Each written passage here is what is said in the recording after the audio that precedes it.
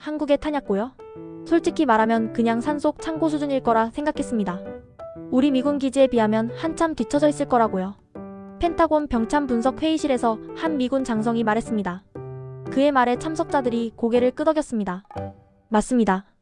한국은 탄약을 우리한테 의존하는 구조잖아요. 자체 관리 시스템이 있다 해도 우리 기준에는 못 미칠 겁니다. 회의실 안은 은연중에 한국의 군수 시스템을 낮게 평가하는 분위기였습니다. 그런데 그때 회의실 구석에 앉아있던 한 공병 장교가 조용히 손을 들었습니다. 그는 최근 한국 파견 임무에서 돌아온 스콧 밀러 소령이었습니다. 실례지만 제가 직접 본 건 전혀 달랐습니다.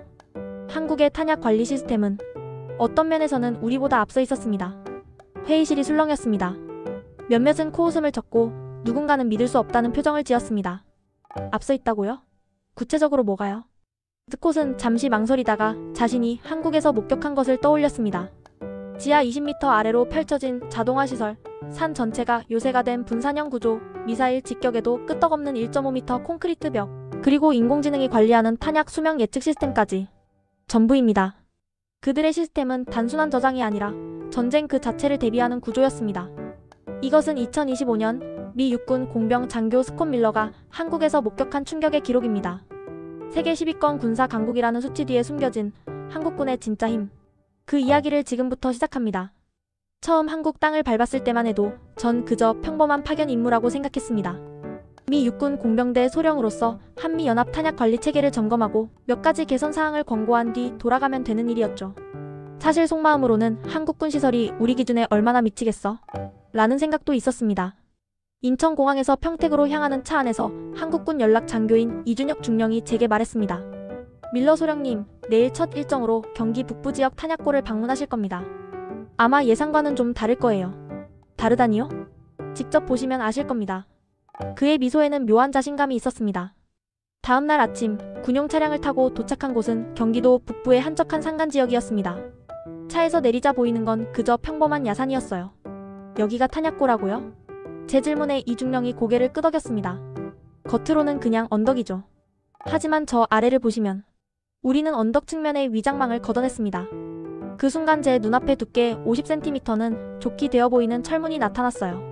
첨단 생체 인식 시스템과 다중 잠금 장치가 장착된 은행 금고처럼 보이는 문이었습니다. 문이 열리자 시원한 공기가 흘러나왔습니다. 내부는 제 예상을 완전히 뒤엎었어요. 지하로 이어진 통로를 따라 내려가니 지하 20m 깊이의 거대한 공간이 펼쳐졌습니다. 이건 말문이 막혔습니다. 축구장 3개는 될 법한 거대한 지하 공간이 있었고 천장과 벽은 두꺼운 콘크리트로 보강되어 있었습니다. 탄약들은 종류별로 완벽하게 분류되어 있었고 자동화된 컨베이어 시스템이 조용히 작동하고 있었죠. 이 시설은 지하 구조로 되어 있어서 위성이나 적 정찰로는 절대 탐지가 안 됩니다. 온습도는 자동 조절되고 화재 감지 시스템은 2-3초 안에 반응하죠. 이 중령의 설명을 들으며 전 시설 곳곳을 둘러봤습니다. 벽면에는 실시간으로 온도와 습도를 표시하는 디지털 패널들이 있었고 각 구역마다 자동 소화 시스템이 설치되어 있었어요. 미군의 최신 탄약고와 비교해도 전혀 뒤떨어지지 않았습니다. 탄약 재고 관리는 전산 시스템으로 실시간 추적합니다. 각 탄약마다 바코드가 있고 입출구될 때마다 자동으로 기록되죠. 전 천천히 고개를 끄덕였습니다. 이건 제가 예상했던 낙후된 동맹국 시설이 아니었어요. 이건 최첨단 군수 시설이었습니다. 그런데 밀러 소령님, 이건 시작에 불과합니다. 강원도에 있는 산악 탄약고를 보시면 이게 얼마나 기초적인 시설인지 아실 겁니다. 며칠 뒤 우리는 강원도 깊숙한 산악지대로 향했습니다. 구불구불한 산길을 한참 올라가자 민간인 접근이 완전히 통제된 군사지역이 나타났어요. 여기는 북한과 가까운 지역이라 특히 더 철저하게 관리됩니다. 차에서 내려 주변을 둘러보니 사방이 온통 산이었습니다. 그런데 자세히 보니 곳곳에 인공 구조물의 흔적이 보였습니다. 저기 보이시죠? 이 중령이 가리킨 곳을 보니 산 중턱에 작은 콘크리트 구조물이 있었습니다. 저게 입구입니까? 입구 중 하나죠. 이 산 전체에 탄약고가 분산되어 있습니다. 모두 합치면 입구만 10여 개가 넘어요. 북한이 한 곳을 공격해도 다른 곳은 안전하도록 설계된 거죠. 게다가 각 탄약고는 지하 터널로 연결되어 있어서 한 곳이 봉쇄되어도 다른 경로로 물자 이동이 가능합니다. 우리는 가장 가까운 입구로 향했습니다. 안으로 들어가니 산의 경사를 따라 자연스럽게 파놓은 경사진 터널이었습니다. 이 터널은 전부 안반을 뚫어서 만든 겁니다. 터널을 따라 들어가니 또 다른 거대한 공간이 나타났습니다. 이번에는 천장이 자연 안방 그대로였어요. 하지만 벽면은 콘크리트로 깔끔하게 마감되어 있었고 조명과 환기 시스템이 완벽하게 갖춰져 있었습니다. 여기는 주로 중장비 탄약을 보관합니다. 점검은 종류에 따라 다르지만 보통 한 달에 한 번은 기본입니다. 우리는 터널을 따라 산 반대편으로 이동했습니다. 10여 분을 걸어 반대편 출구에 도착했을 때 전 완전히 방향 감각을 잃어버린 상태였습니다. 이 구조의 장점이 뭔지 아시겠죠? 저기 한쪽을 봉쇄해도 우리는 계속 물자를 이동시킬 수 있습니다. 밖으로 나오니 완전히 다른 풍경이 펼쳐졌습니다. 전 그제야 이해했습니다. 이 산 전체가 하나의 거대한 요새인 거죠. 다음날 우리는 경북 북부 지역의 한 탄약고 실험장으로 향했습니다. 도착하자 거대한 콘크리트 구조물이 보였습니다. 높이가 6m는 되어 보이는 벽이었고 두께는 1.5m 정도 되어 보였어요. 오늘은 방호벽 실험을 진행합니다. 100kg급 폭약으로 실제 포탄이 직격했을 때를 가정한 거죠. 모두 안전거리로 물러났고 카운트다운이 시작됐습니다. 3, 2, 1, 쾅! 엄청난 폭발음과 함께 땅이 흔들렸습니다. 연기가 거치자 기술진들이 벽 상태를 확인하러 갔습니다. 벽 표면에 그을음과 약간의 균열이 있었지만 구조적으로는 멀쩡했습니다. 파편 하나 반대편으로 넘어가지 않았어요. 1.5m 철근 콘크리트입니다. 우리 기준으로는 최고 등급이죠. 미군 기준으로도 이 정도면 최상급입니다. 전 벽을 손으로 만져봤습니다. 경고했어요. 모든 주요 탄약고에 적용됩니다. 우리는 북한의 장사정포 사정권 안에 있으니까요. 언제든 직격탄을 맞을 수 있다고 가정하고 설계합니다. 그 말을 듣는 순간 전 깨달았습니다. 한국은 전쟁을 이론이 아니라 현실로 대비하고 있다는 걸. 며칠 뒤 전 서울의 한미연합 작전본부에서 회의에 참석했습니다. 주제는 한미 공동 탄약 관리 체계에 관한 것이었어요. 미군 측 대표인 존슨 대령이 먼저 입을 열었습니다. 현재 한미 연합 체계에서 주요 탄약의 사용 승인은 우리 측 동의가 필요한 걸로 알고 있습니다. 맞습니다. 하지만 최근 우리는 독자적인 관리 시스템을 갖추면서 일부 항목에 대해서는 자체 승인으로 전환했습니다.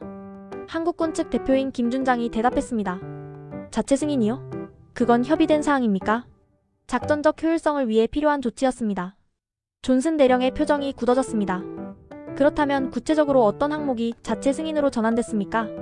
일반 소총탄, 박격포탄, 그리고 일부 대전차 무기류입니다. 분위기가 미묘해졌습니다. 미군 측은 불편한 기색이 역력했고 한국군 측은 당연하다는 표정이었어요. 대령님, 우리는 이제 자체 방어 능력을 갖춰야 합니다. 모든 걸 승인받아야 한다면 유사시 대응이 늦어질 수밖에 없어요. 하지만 연합 작전 체계에서 이탈하는 건 문제가 될 수 있습니다. 이탈이 아니라 진화입니다. 우리는 여전히 동맹이지만 더 효율적인 방식으로 협력하자는 겁니다. 김준장의 말에 존슨 대령은 더 이상 반박하지 못했습니다. 회의가 끝난 후 전 이중령에게 조심스럽게 물었습니다. 솔직히 미군 입장에서는 불편할 수도 있는 변화 아닙니까? 그럴 수 있죠. 하지만 밀러 소령님, 동맹이란 한쪽이 다른 쪽에 의존하는 관계가 아닙니다. 서로 대등하게 책임을 나눌 때 진정한 동맹이 되는 거죠. 그의 말이 가슴에 와닿았습니다. 다음 주 전 경기도 이천에 위치한 한국군 육군 탄약장을 방문했습니다. 도착하자 현대식 건물이 눈에 들어왔습니다. 창고라기보다는 첨단 공장 같았어요. 여기는 우리 군의 탄약 관리 중추입니다. 전국 모든 탄약고와 연결되어 있죠. 안내를 맡은 박 대위가 설명했습니다. 내부로 들어가니 거대한 컨트롤룸이 있었습니다. 여러 개의 대형 모니터에 전국 탄약고들의 상태가 실시간으로 표시되고 있었어요. 인공지능 기반 관리 시스템입니다. 각 탄약의 온습도, 보관기간, 상태 등을 실시간으로 모니터링하고 문제가 생기면 자동으로 경보를 울립니다. 박 대위가 한 화면을 확대해서 보여줬습니다. 여기 보시면 각 탄약마다 고유 번호가 있고 제조 날짜부터 현재까지의 모든 이력이 기록되어 있습니다. 이 데이터로 뭘 하시나요? 탄약 수명을 예측합니다. 인공지능이 과거 데이터를 분석해서 각 탄약이 언제까지 사용 가능한지 계산하죠. 전 감탄했습니다. 이건 단순한 재고 관리가 아니었습니다. 빅데이터를 활용한 예측 시스템이었어요. 미군도 비슷한 시스템이 있지 않습니까? 있죠. 하지만 우리 시스템은 거기서 한 단계 더 나갔습니다. 미군 시스템은 주로 재고 추적에 집중하지만 우리는 예측과 최적화까지 합니다. 우리는 실제 창고로 이동했습니다. 여기도 자동화 시스템이 인상적이었어요. 탄약이 입고되면 자동으로 스캔되고 지정된 위치로 이동했습니다. 다음 방문지는 좀 특이했습니다. 도착한 곳은 강원도의 한 외딴 지역이었습니다. 여기가 뭐 하는 곳입니까? 보시면 아실 겁니다. 우리는 작은 언덕 위로 올라갔습니다. 그리고 이중령이 쌍안경을 건네줬어요. 저기 보이는 건물 탄약고 같지 않습니까? 쌍안경으로 보니 확실히 탄약고처럼 보이는 구조물이 있었습니다. 탄약고 맞는 것 같은데요. 가짜입니다. 위성 정찰을 교란하기 위한 가짜 시설이에요. 실제로는 탄약이 하나도 없습니다. 전 놀라서 이중령을 쳐다봤습니다. 외형은 진짜와 완전히 똑같습니다. 심지어 정기적으로 차량이 드나들고 경비병도 배치되어 있어요. 위성으로는 절대 구분 못합니다. 전 다시 쌍안경으로 그 시설을 봤습니다. 정말 진짜 같았어요. 이건 냉전시대 기만 전술 아닙니까? 맞아요. 하지만 지금도 충분히 유효한 전술이죠. 다음 주 전미 육군 병참기지에서 한미 공동 안전규정 점검 회의에 참석했습니다. 주제는 ESQD, 즉 폭발물 안전거리 기준이었어요. 미군 측 안전 담당관이 먼저 설명을 시작했습니다. 우리 미군은 NATO 기준을 따릅니다. 한국군도 같은 기준을 사용합니까? 제 질문에 한국군 측 안전 담당관인 최소령이 대답했습니다. 기본적으로는 NATO 기준을 참고했습니다. 하지만 우리 실정에 맞게 더 엄격하게 만들었습니다. 회의실이 조용해졌습니다. NATO 기준도 충분히 보수적인데 더 엄격하게요?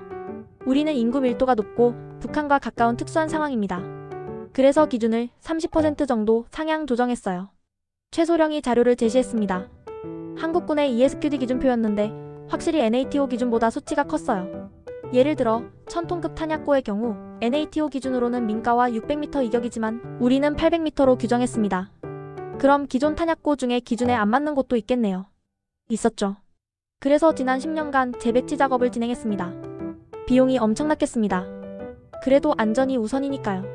전 자료를 꼼꼼히 살펴봤습니다. 한국군의 기준은 정말 철저했어요. 회의가 끝난 후 미군 담당관이 제게 조용히 말했습니다. 밀러 소령, 솔직히 한국군이 이 정도일 줄 몰랐습니다. 우리가 배워야 할 점이 많네요. 그날 밤 전 호텔방에서 지난 몇 주간의 경험을 정리했습니다.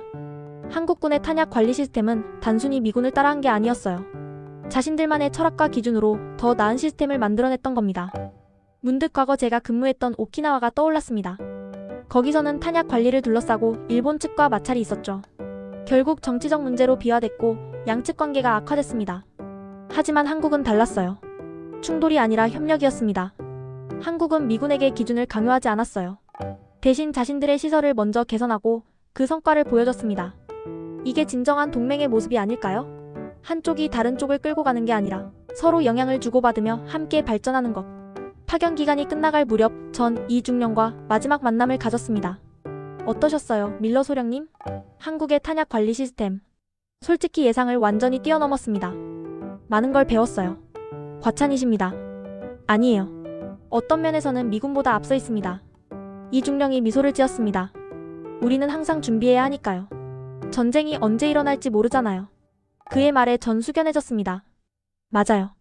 한국에게 전쟁은 먼 미래가 아니라 당장 내일의 현실입니다. 한 가지 여쭤봐도 될까요? 물론입니다. 한국군이 이렇게 독자적인 시스템을 구축한 이유가 미군에 대한 불신 때문입니까?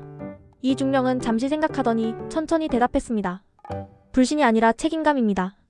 우리나라는 우리가 지켜야 한다는 책임감이죠. 물론 미군은 소중한 동맹이에요. 하지만 동맹에만 의존할 순 없습니다. 우리 스스로 설 수 있어야 진정한 동맹이 되는 거죠. 그의 말이 마음 깊이 와닿았습니다. 귀국 전날, 전 마지막으로 평택의 한 탄약고를 방문했습니다. 처음 방문했던 그곳이었어요. 언덕 위에 서서 주변을 둘러봤습니다.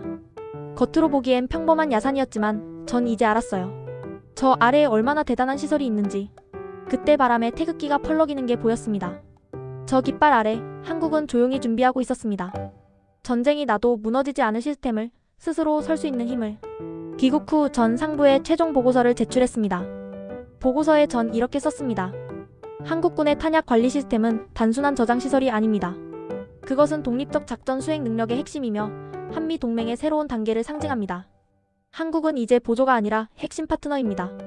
미국은 이를 위협이 아닌 기회로 받아들여야 하며 한국의 발전을 지원하고 함께 성장하는 방향으로 협력 체계를 재정립해야 합니다. 보고서 마지막 페이지에는 제가 찍은 사진 한 장을 첨부했습니다. 탄약고 위에서 펄럭이던 태극기였죠. 그 아래 이렇게 적었습니다. 이 나라는 이미 자급 가능한 군사 대국입니다. 그리고 그것은 우리 모두에게 좋은 일입니다. 몇 주 후 펜타곤에서 제 보고서를 바탕으로 회의가 열렸다는 소식을 들었습니다. 회의에서 한 장성이 말했다고 합니다. 한국은 이제 우리가 지켜줘야 할 나라가 아니라 함께 싸울 전우입니다. 그 말을 전해 듣고 전 미소를 지었습니다. 지금도 가끔 한국에서의 날들을 떠올립니다. 지하 깊숙이 파놓은 요새들, 산 전체를 미로로 만든 지혜, 인공지능으로 관리되는 첨단 시스템, 그리고 무엇보다 우리 땅은 우리가 지킨다는 조용하지만 확고한 의지. 한국은 소리 없이 준비하고 있었습니다. 전쟁이 나도 끄떡없을 시스템을, 누구에게도 의존하지 않아도 될 힘을, 그리고 그 힘은 위협이 아니라 평화를 지키는 힘이었습니다. 스스로 설 수 있기에 더 당당하게 평화를 말할 수 있는 힘. 제가 한국에서 본 건 단순한 탄약고가 아니었습니다. 그건 한 나라의 의지였고 미래를 향한 준비였으며 진정한 독립을 향한 여정이었습니다. 그리고 그 여정은 지금도 계속되고 있을 겁니다. 조용히 하지만 확실하게.